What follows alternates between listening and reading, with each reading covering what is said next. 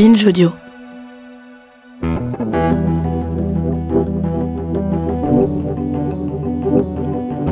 J'ai trouvé ma place.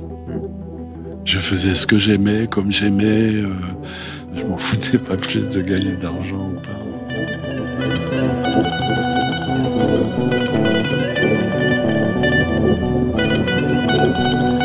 Salut, c'est Thomas Rozek. Cette saison dans Programme B, on a décidé que de temps en temps, on ouvrirait nos micros à des personnalités qui nous sont chères. Des gens dont le travail, la vision du monde ou le parcours nous touchent et nous donnent envie d'en savoir plus. Moi, il se trouve que dans ma vie, depuis que j'ai accédé à cette étrange sphère de l'existence qui s'appelle la parentalité, il y a une personne qui prend pas mal de place. C'est un poussin, un vrai poussin, un peu étrange puisqu'il porte un masque rouge grimaçant et qu'il répond au très joli prénom de Blaise. Cet animal surprenant, il vit d'intenses aventures dans les livres que je lis le soir à ma progéniture, qui lui vouent en échange une passion sans borne. Peut-être une passion héréditaire d'ailleurs, car il se trouve que ce fameux Blaise, c'était pas un inconnu pour moi. Comme pas mal de gamins de ma génération, j'ai en effet passionnément aimé la bestiole et les bouquins de son créateur, Claude Ponty, un auteur majeur de la littérature jeunesse depuis la fin des années 80. Son imaginaire, ses inventions visuelles et langagières forment une œuvre passionnante. Et comme toutes les rentrées ont un léger parfum d'enfance, c'était un sujet rêvé pour un démarrage de saison. Bon, par contre, Blaise le poussin masqué n'était pas dispo pour une interview, donc je me suis très largement contenté d'aller discuter avec Claude Ponty de l'enfance, de l'âge adulte, de l'écriture et de tellement de trucs qu'on a décidé d'en faire non pas un, mais 2 épisodes, dont voici le premier. Bienvenue dans Programme B.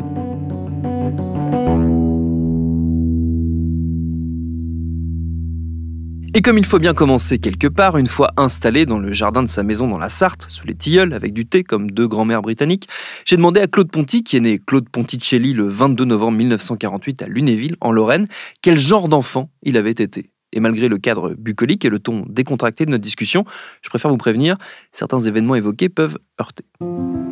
Alors, après examen a posteriori, j'étais un enfant solitaire, contemplatif, rêveur et probablement désespéré à partir de 3 ans.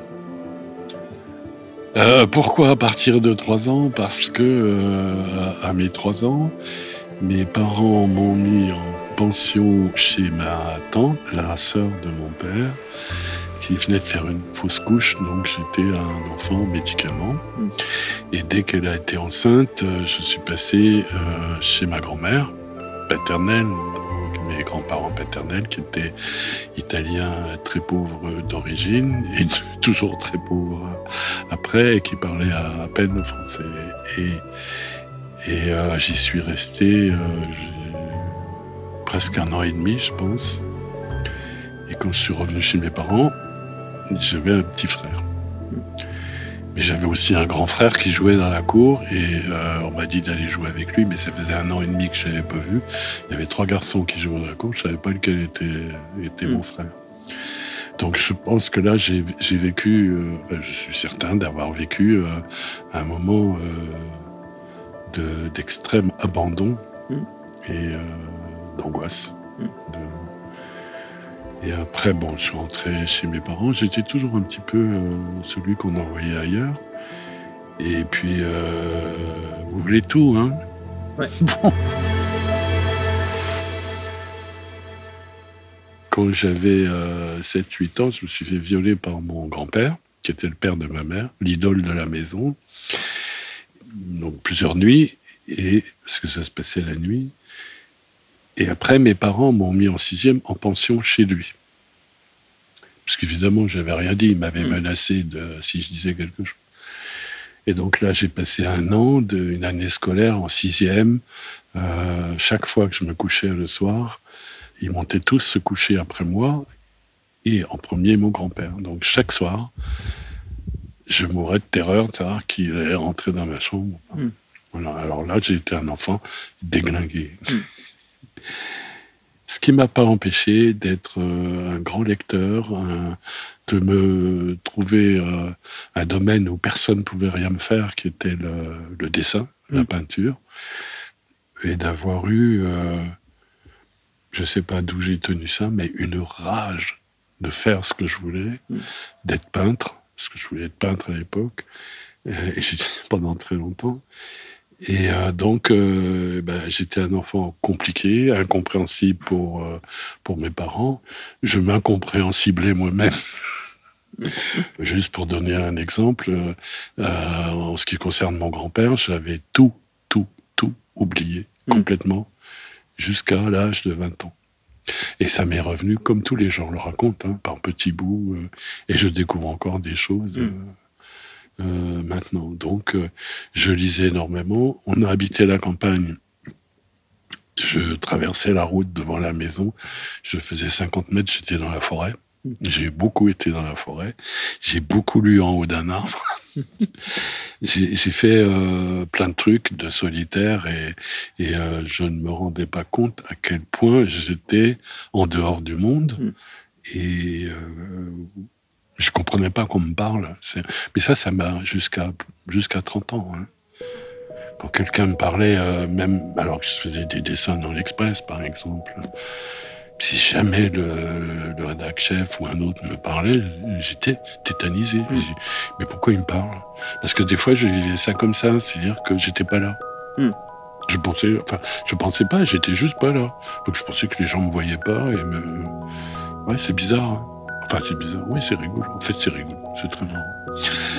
Vous aviez quoi comme regard pour rester un peu sur l'enfance, vous aviez quoi comme regard étant enfant sur les adultes, sur le monde des adultes? Il vous apparaissait comment?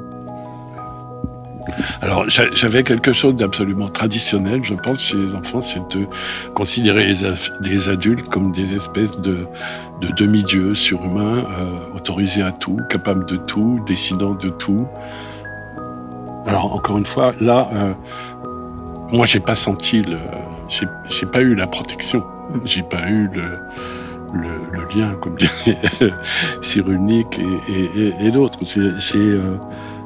Moi, j'avais un regard en porte-à-faux. C'est-à-dire que... alors, je précise bien que je parle aujourd'hui de ça. Hein. C'est-à-dire que beaucoup de choses, je les ressentais, je les vivais, mais j'étais incapable de les décrire comme ça. Donc, je me sentais en porte-à-faux et j'ai l'impression, aujourd'hui, je savais toujours que c'était pas vrai. Fondamentalement, aucune confiance. Et aucune conscience de mon manque de confiance. Mais contrairement, par contre, si j'ai bien suivi, contrairement à pas mal d'enfants qui sont un peu solitaires, qui ont du mal à faire du lien, à créer du lien aussi, pour vous, l'école, ça n'a pas été un échappatoire, pour le coup. Ça n'a pas été un refuge, ça n'a pas été quelque chose où vous vous êtes senti épanoui.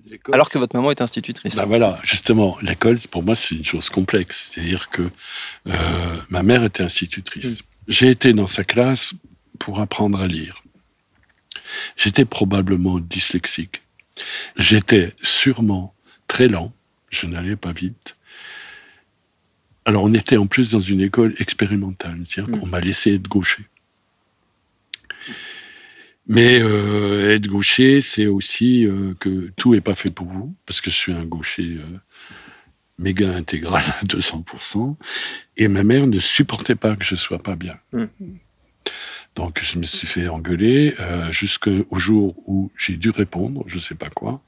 Et là, elle m'a attrapé par un bras, elle a hurlé sur moi, elle m'a traîné dans la classe par terre, jusque dans la classe de la directrice qui était à côté, qui s'occupait que des jeunes filles qui elles apprenaient la couture, la cuisine. Cours ménager. Oui, cours ménager. Et je devais donc être profondément humilié d'être un garçon au milieu des filles. Donc, c'est ça ma mère. Hein, j'ai appris avec elle. Et après, donc, mes parents ont déménagé. On est allé dans un tout petit village qui était le village de Étival-Clairefontaine, où il y a les papeteries Clairefontaine. Mon père a travaillé là-dedans. Et donc, on s'est retrouvés dans une école donc, de campagne. Là, en plus, ma mère, elle racontait aux enseignants ce qu'on faisait à la maison. Et elle savait tout ce qu'on faisait à l'école. Donc, c'était juste invivable, quoi. Donc, l'école m'est très tôt apparue comme quelque chose d'absolument inéluctable. J'ai appris de mois en mois. J'ai réussi à aller jusqu'au bac philo, que j'ai eu ric-rac. 10 de moyenne. J'ai perdu 1 point parce que je suis pas allé faire la gym. J'avais été opéré d'une appendicite fausse, volontaire, que j'avais faite parce que j'étais interne et j'en avais marre. Et j'ai eu 1 point de plus parce que j'avais fait option dessin. Donc j'ai eu mon bac pile 10. Mais ce qui est étonnant, c'est toujours mon côté double tranchant. C'est-à-dire que en école primaire, j'ai eu une instite avant ma mère, géniale. Pour longtemps, elle m'a ouvert l'esprit, le monde. Après, j'ai eu, en 4e ou en 3e ou en seconde, je ne sais plus, une prof d'histoire. Et puis, j'ai eu un prof de philo, génial. Et là, 3 profs ont sauvé entièrement toute ma scolarité. Tout le reste, c'est du pipi de chat. C'est essentiel, évidemment. Mais c'est colossal. Nous, on avait des profs fous qui nous tapaient dessus. On avait un prof en allemand. C'était un célibataire sale. C'est-à-dire qu'il avait du jaune d'œuf sur sa chemise. Il était bedonnant, mais la chemise ouverte sur son ventre poilu. Alors, il faisait ce qu'il appelait les Stuka. Les Stuka, c'est les avions de guerre, non, je dis pour les tout jeunes, les avions de guerre allemands de la dernière guerre mondiale. Et alors, ils fonçaient sur les gens avec le poing fermé, comme ça. Et avec les articulations, ils tapaient de toutes ses forces. On en avait des comme ça.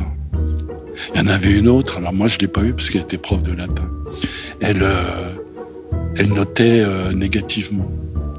C'est-à-dire en 6e, la première année, la meilleure note, c'était 0,25. Des vrais tarés, quoi. Ceux-là, ils n'ont pas eu de révolution culturelle. Ça leur aurait fait un peu... Non, mais je suis un peu méchant.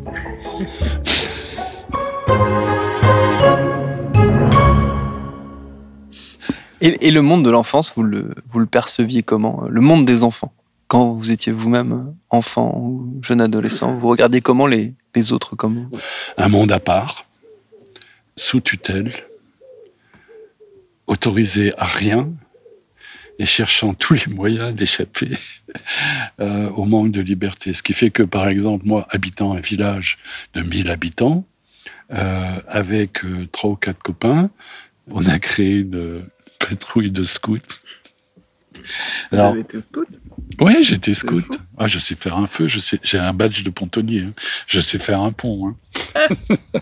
C'était vraiment le moyen qu'on avait d'échapper à nos parents. Et donc, on décidait ça s'appelait des sorties, donc on partait 2-3 jours. Il faut imaginer les Vosges dans les années 50. C'est-à-dire que, par exemple, nous, on habitait une maison au bord de la route, qui était une route nationale. Il devait passer à peu près 10 voitures par jour dessus. Donc, quand on allait dans la forêt, on pouvait se débrouiller pour passer de petite montagne à petite montagne pour être 3 jours sans voir personne. Sauf des bestioles. On n'a jamais fait de choses graves. J'ai jamais fait de choses graves ou difficiles. Mais bon, c'était des trucs pour avoir un peu de bouffée d'air. En plus, on n'était pas... À un moment, il y en a un, il a dit, on fait une sortie, je prends ma carabine, on va se faire un lapin. On lui a dit, non, t'es fou, prends pas d'armes et tout. On était vraiment... En fait, on était très sérieux. Quoi. C'était pas... Il y a, sur le chemin de l'enfance à l'âge adulte, pour vous, il y a une date qui est assez importante, qui est importante d'ailleurs pour tous les gens de votre génération, c'est forcément mai 68. Vous aviez 20 ans, je crois, en 68, 19 ans, 20 ans 20 ans, ouais. J'étais à Aix-en-Provence. Vous étiez à Aix? J'étais à Aix-en-Provence. Vous faisiez quoi à Aix? J'étais parti. Aix-en-Provence, j'y suis allé parce que un ami à moi y allait et qu'il voulait faire les Beaux-Arts et la fac de lettres et que moi je voulais faire les Beaux-Arts et la fac de lettres. C'est une histoire compliquée parce que mes parents ont tout fait pour que je fasse pas de peinture et que donc du genre ma mère, c'était ce qu'il y avait de plus sophistiqué dans le genre, c'est-à-dire que elle m'a offert une boîte de peinture à l'huile avec une douzaine de tubes dedans, des pinceaux, et puis elle a sans arrêt dit à ses amis qui étaient très rares d'ailleurs, regardez mon fils qui fait... Moi je faisais des trucs de cinglé, hein, des gens ouverts comme ça, avec le cœur là-bas et tout, et elle voyait pas. Elle voyait absolument pas ce que je faisais, mais elle était très fière. Sauf que son idée, c'était que je serais prof de français et que je serais peintre le dimanche. Moi, je voyais que par Van Gogh. Alors, elle était mal barrée, là. Et donc, ils n'ont pas voulu que je fasse les beaux-arts. Donc, je suis allé travailler comme garçon de café pour gagner des sous pendant l'été. Et on a cherché des beaux-arts. Alors, vu mon passé, je voulais des beaux-arts sans bizutage. Mon frère aîné est allé aux Beaux-Arts à Nancy, et lui commençait des études d'architecture, et donc il est revenu tout fier en disant ouais, le bizutage c'est super, on t'enferme à poil dans un placard avec une fille, toi t'es peint en bleu, elle est en jaune, et vous devez ressortir vert. Je sens que ça va pas être mon truc du tout. Et donc, les beaux-arts qu'on a trouvés, qui étaient des beaux-arts très merdiques, une école municipale sans intérêt, c'était la plus loin de mes parents et la seule sans bizutage. Donc, je suis allé là-bas et 68, c'était loin. Pour donner une idée de ce qu'était 68 à Aix-en-Provence, mis à part les gens d'ordre nouveau et les gens d'extrême gauche qui se tapaient dessus à coups de bâton et qui pétaient les vitres de l'entrée de la fac, c'était voilà le grand jour où il y a eu la grande manif des ouvriers, des secrétaires, des professeurs, des étudiants, des paysans, tout le monde ensemble. Il y a eu une très grosse manif. Ils ont descendu le cours Mirabeau, qui est les Champs-Élysées de là-bas. En bas du cours Mirabeau, il y a une fontaine, si je me souviens bien.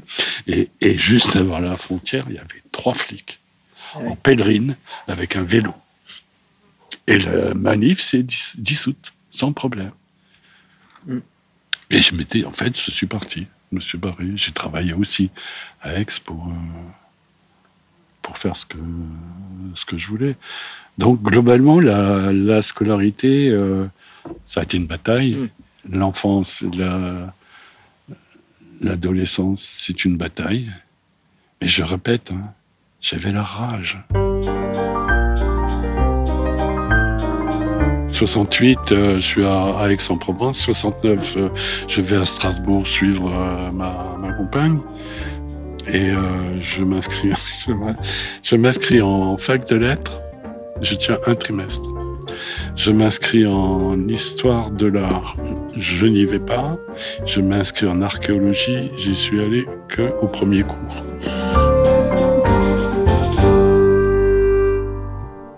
Mais je croyais que...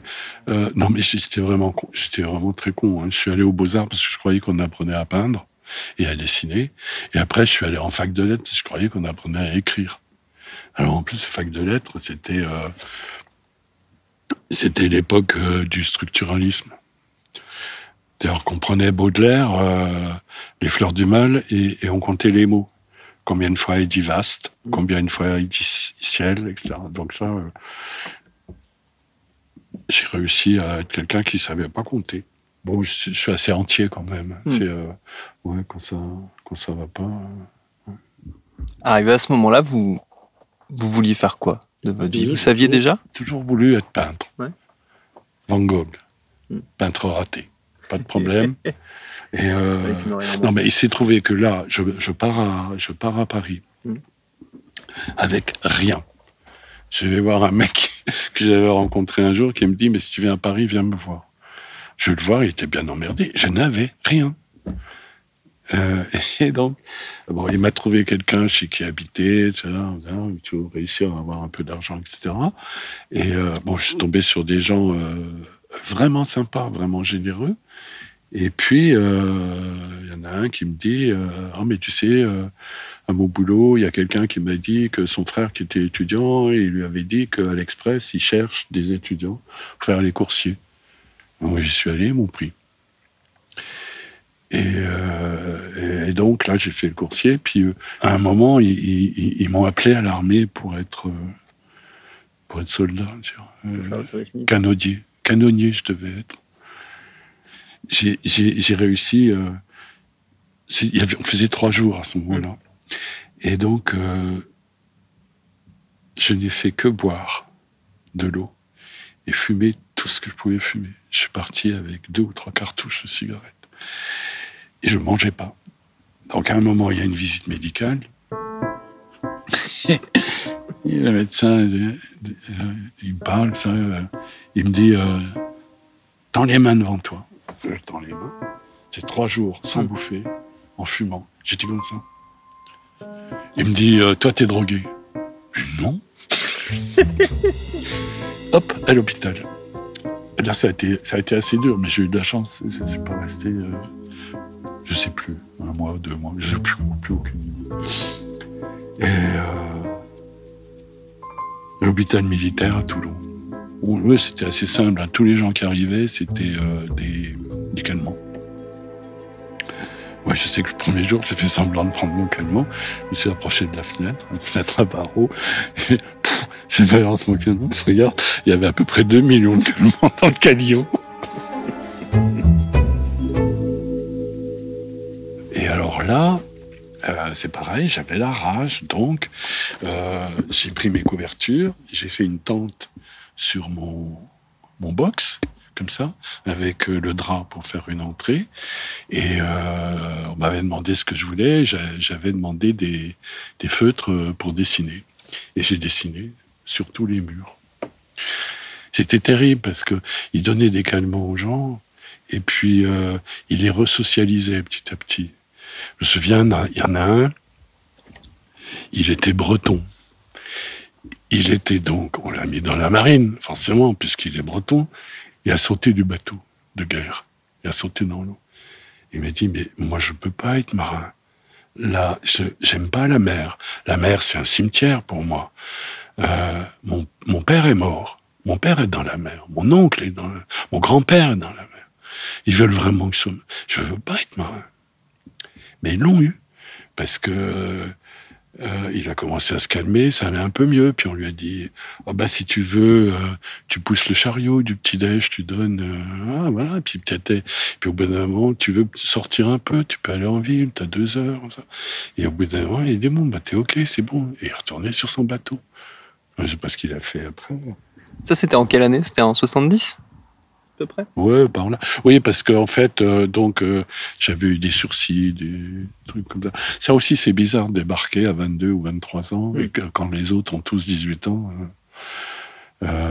C'est des années qui comptent, de différence qui comptent beaucoup. Donc, j'étais là, et moi, c'était simple. J'étais coursier pour gagner suffisamment de quoi manger et acheter des peintures et peindre et dessiner. Et c'est ce que j'ai fait. Et à l'Express, comment vous êtes passé de coursier à dessinateur de presse? Ça s'est fait comment?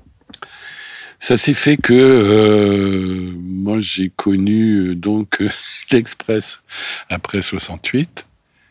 Donc il y avait d'une part François Giroud qui dirigeait le journal, qui était quand même pas rien du tout. Comment on dit au féminin? Rien du tout. Et des gens d'après 68, ces gens qui fumaient, qui jouaient de la musique quand ils faisaient les bouclages et tout. Et moi, j'étais coursier, je portais les papiers du secrétariat de rédaction à l'imprimerie parce que c'était encore au plomb. Il y avait des jours où j'étais là, mais il y avait moins de boulot. Et donc, où je bouquinais, où je dessinais. Donc les gens, ils parlent, ils discutent. Un jour, il y en a un qui a voulu voir mes dessins, il y en a un, puis après, il y en a qui m'en ont acheté. Et puis un jour, comme ça arrive, quoi, c'est-à-dire qu'ils créent une rubrique, c'était des rubriques de notes, des notules politiques et économiques, je crois. Ce serait bien qu'on mette des dessins et tout. Pourquoi tu ne demandes pas à Claude? Et voilà. J'ai commencé comme ça. Le premier soir, j'avais un ami qui était à la maison. Il y a 2 dessins qui leur plaisent. Il faut que je les fasse au propre. Je suis rentré chez moi, j'arrivais pas. Il fait, je me souviens très bien. C'était pour une histoire de gaz dans un émirat ou quelque chose comme ça. Et donc, j'avais dessiné un chameau, mais la bosse, c'était une bouteille de gaz. Classique. Hein. Oui. J'arrivais pas à dessiner le chameau.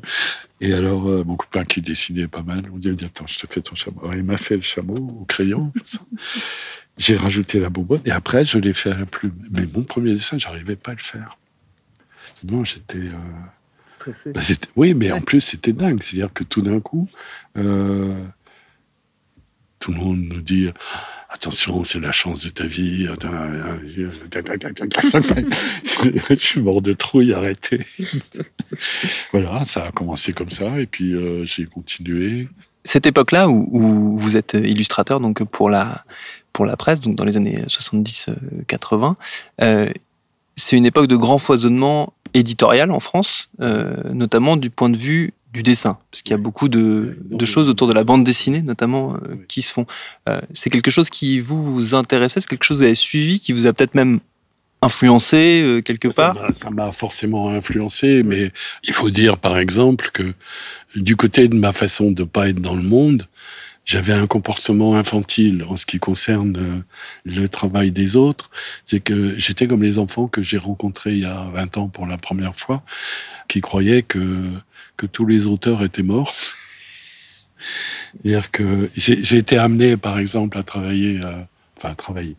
être directeur artistique de l'Imagerie d'Épinal et d'être le petit éditeur de, par exemple, Tardy ou Fred. Tardy a 1 an de plus que moi. Pour moi, il avait 30 ans de plus que moi. Je vivais les choses comme ça. Et en plus, il faut dire que tout ce que je voulais, c'était être peintre. Donc, j'étais coursier express, je faisais des dessins à l'Express. Pendant un moment, c'était purement alimentaire. C'est pas péjoratif, hein. J'ai jamais pu faire mal quelque chose. J'étais mal élevé pour ça. Moi, je prenais une raclée si je faisais mal. Donc, il faut faire bien. Je n'ai fréquenté personne. Je rentrais chez moi, on sortait, on allait au cinéma, on s'achetait des livres et on peignait, parce que la compagne dessine ou peint aussi. Voilà. Je n'ai fréquenté personne, ce qui fait que le jour où ils m'ont jeté à l'Express, que j'ai pris mon petit carton pour aller voir les autres, on fait plus le malin, là. On était à l'Express, on avait besoin de personne. Ouais, j'ai pris une bonne claque. C'était intéressant. C'est intéressant. En fait, je me pensais pas au niveau des autres, comme ça, rapport comme Tardy avec l'âge, etc. Et je pensais que ma peinture, il y avait... puis en plus, j'étais hyper timide, hein, hyper coincé. Je le suis encore, mais comme je me sers de l'auteur pour parler à ma place, ça marche. À suivre.